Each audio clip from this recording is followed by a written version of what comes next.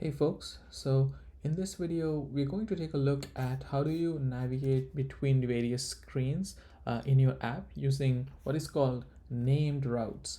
So named routes are awesome because it allows you to sort of associate a name for a given screen or a route like this. So we have these routes which connect to various screens. And then whenever we want to switch to a given route or a given screen, we can just call navigator.push named and then provide the context object as well as the name of the route, and then we can switch to that particular route. Okay, so let's go ahead and do a small demo. I'm basically going to follow this code in the cookbook, Flutter cookbook. So let's go ahead and start a new project. I have an empty project here, and I should probably start a device. In the meantime, I'll go through some of the initial setups. All right, so so far we just have an empty sort of empty app. Here's nothing in the app so far. What we're going to do is inside our projects folder, I'm going to basically just create a separate folder for routes. Now remember guys, in Flutter, routes and screens and pages and activity, these things are all the same thing. It's just different screens. It's just got a bunch of different names for them. And we have the routes folder. We're going to create a couple of files here. The first one, I'm going to say first screen. I follow this file convention where I name the files as lowercase because I've seen Google do it. So but I have seen other people follow different convention as well.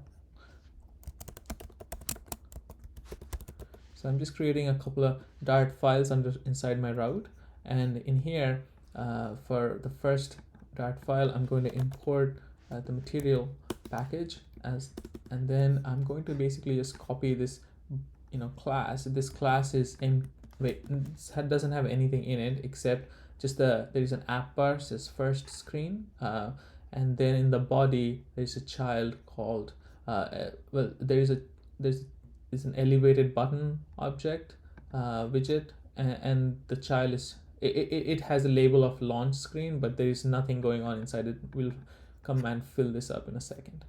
The second screen is going to be very similar, so I'm gonna put the code for that.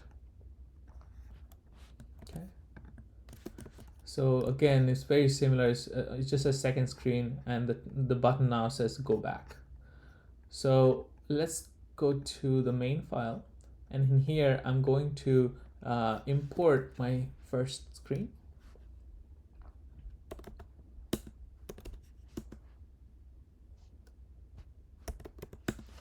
Okay, now I also need to import my second screen.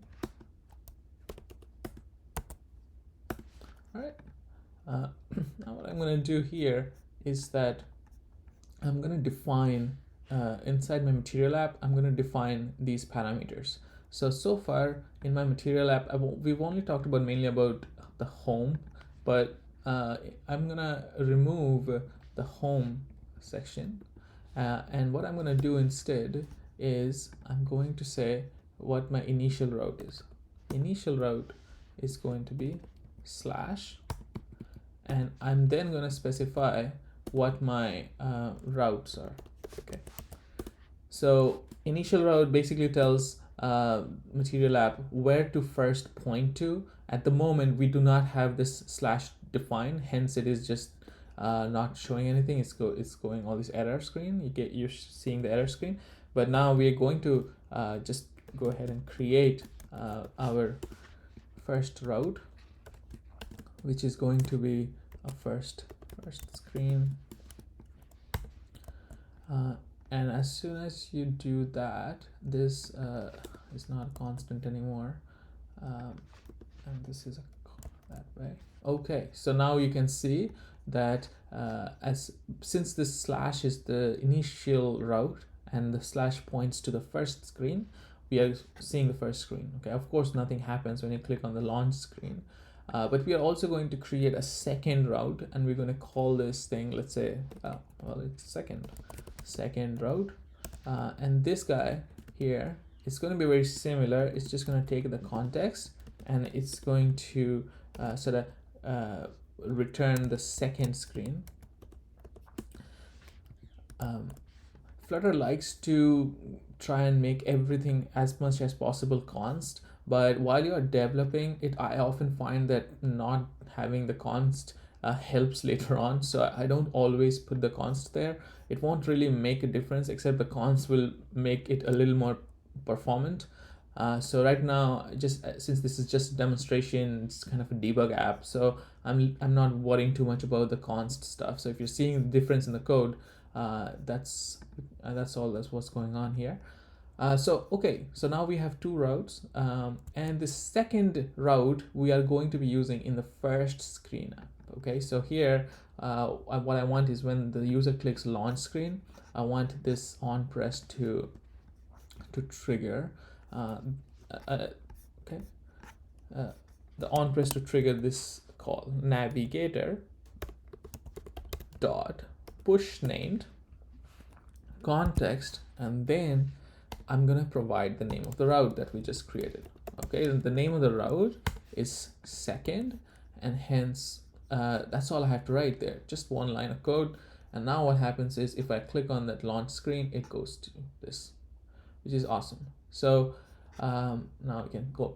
Okay, now let's go ahead and fix the go back as well. So if I go to go back, now in go back, I don't have anything here. One thing I could do is just do navigator.pop.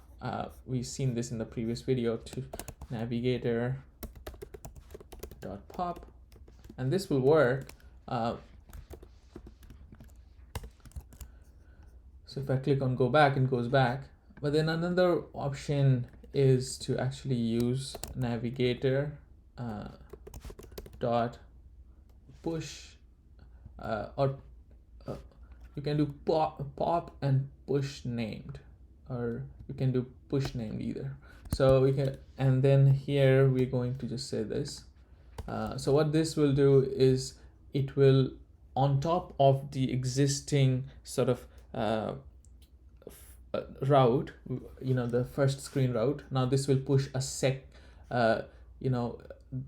actually on top of the second screen route, this will push another route. Okay, so if I click on this launch screen, and now if I click on go back, a new route is created. And now if I click, you can tell by the animation, it's just one expands, the other one